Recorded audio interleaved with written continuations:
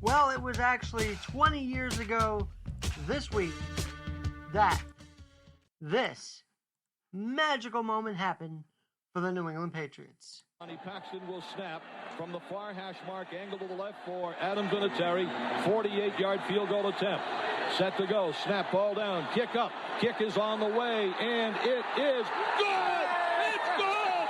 It's good! Adam Vinatieri booms a 48-yard field goal, and the game is over, and the Patriots are Super Bowl champions! And you know what's funny about that night? I was a Patriot fan that night after the leg of Adam Vinatieri pulled off one of the most recent upsets at the time against the Rams, who just a few years earlier with Kurt Warner beat the Titans. We all know how that went. But that kick, that year for the Patriots, Tom Brady, that was his first ring of 6 with the Patriots, 7 overall. But I focus on that because, hey, it's the anniversary 20 years ago. You thought, and we all needed the Yankees Diamondbacks World Series, but you fast forward to February 3rd, 2002, the emotions of that Super Bowl. And Brady and the Patriots and Adam Vinatieri did it, as I said, first of 6 times. And I became less of a Patriot fan as time went on. I didn't even really care about the cheating. I just felt Brady, Belichick, Kraft, they were all just arrogant, really, is how I felt. But you cannot knock the man, Tom Brady, who after 22 seasons retires this week. I thought maybe that the false start by the sports journalists, how do you let that happen? It's like saying the Queen has died. By the way, she elevated Camilla today to Queen when she is passed on and when Charles becomes king. So a huge development in the at Buckingham Palace. But misreporting that Tom Brady is retiring is exactly like saying to the world the Queen has died when she hasn't. That's how magnanimous it was when it was first leaked out, first reported. Even Tom Brady's social media team at TB12 Sports was posting how he retired, only to take down that tweet, that post. And of course, once the kickoffs happened for both games, I'll get to that in a second. Once the kickoff happened for both games, it was about the games. It wasn't about Brady. But I gained respect for Tom Brady this week because as arrogant and cocky as he may come off and how he may dress sometimes going to the field, and the way he acts when he loses, all of that. You can't, you got to have more respect for him now, realizing that, he actually wanted to wait till the Joe Burrows, the Mahomeses, the Staffords, the Garoppolos of that championship weekend had their day. I believe he wanted to wait till after Championship Sunday to make that announcement, and then he did, and it was official. After 22 seasons, Tom Brady had retired. And that is my Fanatics Sports Report. They're not actually sponsoring this podcast yet, maybe. But they have sponsored my TikTok, Alex G NYC1. So I figured, why not try it on the podcast? And I've been saving it up all week. All week. Just going to get to it on Friday. My thoughts on this. Do you know, personally, there was only one game I had seen Tom Brady win in person. It was on a cold night, December 2007 into 2008. They were trying to get to that perfect regular season. And on one big toss from Brady, I think it was to Moss at the time, with under 2 minutes to go, he won the game. But the Giants looked strong that night, and we all know what happened in Glendale just a few weeks later. That first Super Bowl against the Patriots. But to see them go at the time 16-0 was pretty cool. To see Tom Brady in person was just, he felt like he looked automatic at that point. And that was the only time I ever really saw Tom Brady in person with his winning ways. But the impact he's had on this game, had on the culture, I would say had on the world, is probably one of the most of any athlete. I'm sorry, Michael Jordan, but Brady's retirement rocked the world. Now, he is going to play one game with the Patriots to retire as a Patriot. Rightfully so. Rightfully so. But you cannot say this retirement is the most magnanimous of any sports legend. And I just got from Fanatics my Great One 99 Ranger jersey, by the way. Jersey, if you will. And I'm excited about that. By the way, if you go to fanatics.com right now, what I'm typing to get you to the website, they've got a pretty good deal. 65% off site-wide using the code PASSER. That's done in about 4 hours and 5 minutes. Use the promo code PASSER, and you'll get some good discounts. I mean, it's some great discounts, actually. But yes, Tom Brady, number 12, is retired. And it's amazing. It's kind of died down. I feel like the talk has been more about other things, like the Olympics starting this week, or the Burrow versus Stafford, or even locally, the Nets disaster. That drama unfolding. Will Harden be traded? Is it inevitable? We don't know. We don't know. But I will say this. To pin all this on Kyrie Irving is wrong for the Nets. That's what I'll say about that. To pin all this on Kyrie Irving is wrong, and Harden even said it's not about Kyrie. So it was good that he stood by his teammate for this. He's just upset with the Nets organization overall. But back to my main topic. Tom Brady, love him, hate him, quite frankly, can't stand him. He took his reps. He took his practice. He took himself from the backup role to Drew Bledsoe and worked. I believe he's a student of the game. I've said this time and time again, and I'll say it again. He's a student of the game. He took in Bill Belichick's coaching. He took in what he learned every snap he took, whether in practice or in regulation. He bounced back from injury. He wasn't always agile, no. But he could pinpoint the receiver like you could never believe.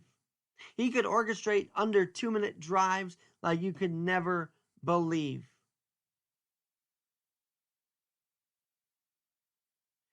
He actually even had a heart. So here's the deal. He was asked in Media Day quite a few years ago about who his hero is. And this is the day before they beat the Falcons. We'll get to that in a second. But I believe this is when this was the week of that Super Bowl against the Falcons. Brady was asked this by a young kid in the audience. Who's my hero? It's a great question. Well, I think my dad is my hero because he's someone that I look up to every day. And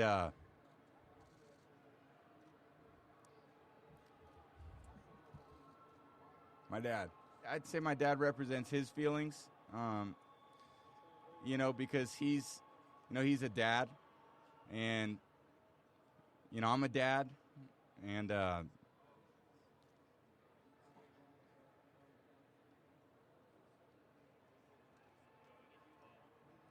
so, yeah. He got so choked up there, you could see it. And what is incredible about that is the day after, the day of, the false rumors at the time of his retirement. I mean, it didn't happen over the last weekend. Tom Brady Sr. said this is absolutely wrong. Said it's conjecture. Basically saying Tom did not retire yet. So his dad stepped into the mix, and that's how serious those misreports were. Adam Schefter and co.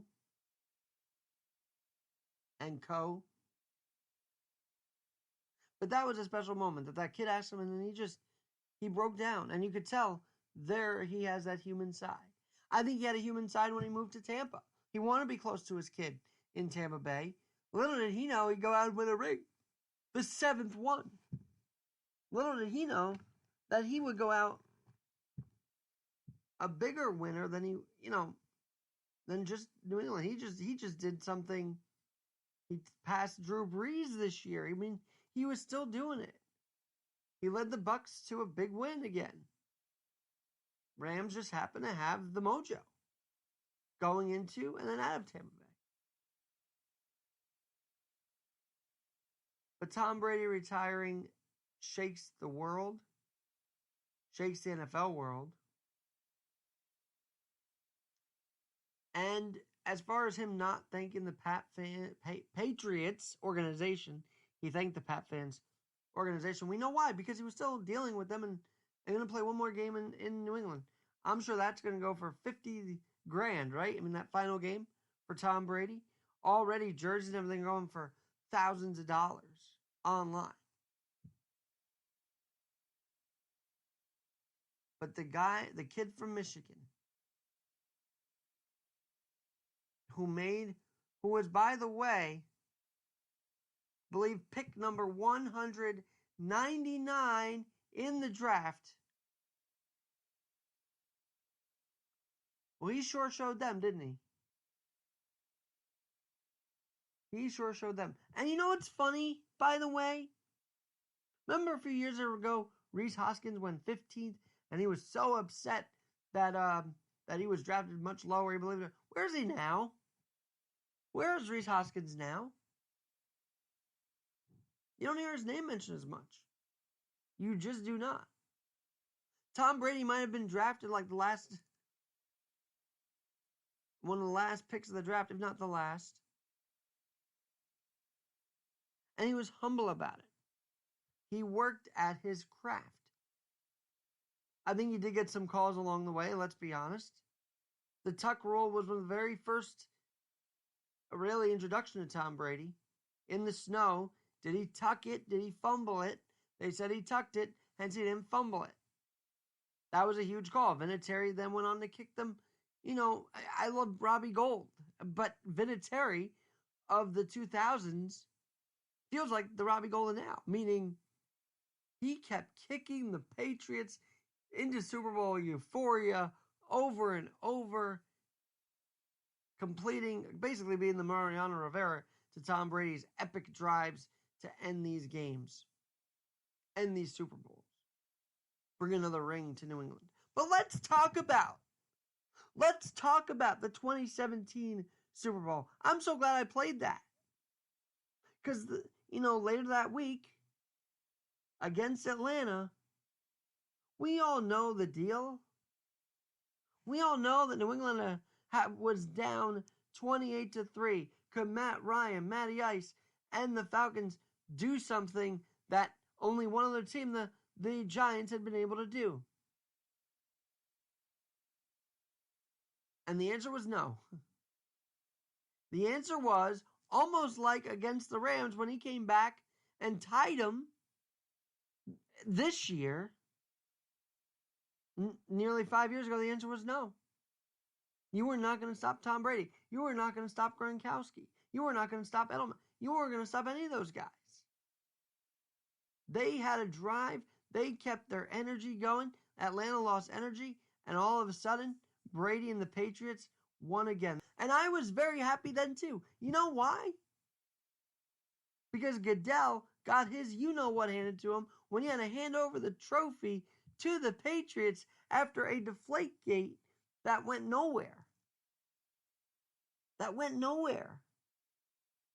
So for him to be humiliated in that way by having to give the Patriots the championship, the Vince Lombardi trophy, was kind of rewarding if you're an NFL fan.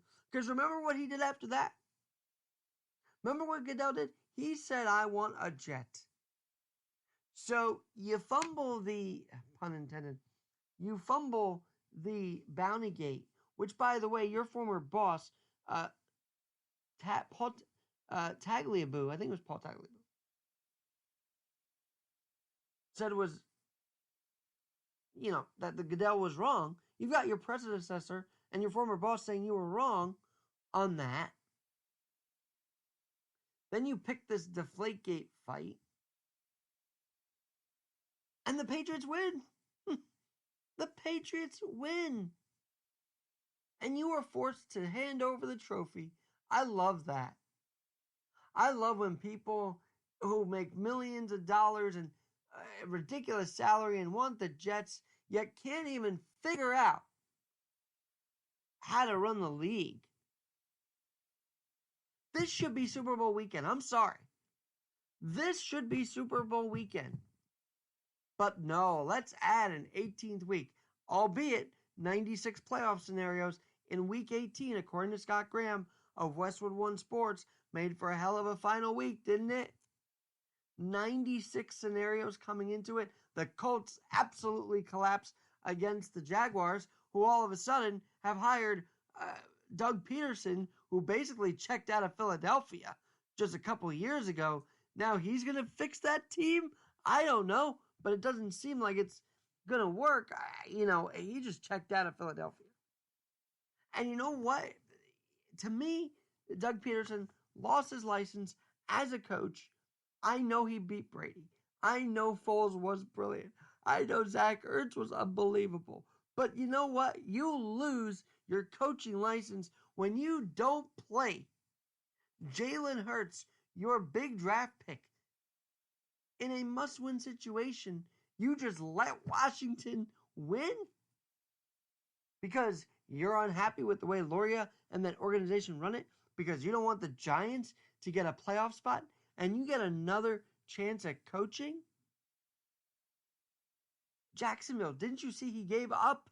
He gave up. No coach is supposed to give up. And this is another thing about Brady. He never gave up. Down 28-3, never gave up. Down against the Rams, never gave up. He was on the ropes a couple times. Even against the Giants, he might have lost, but he never gave up.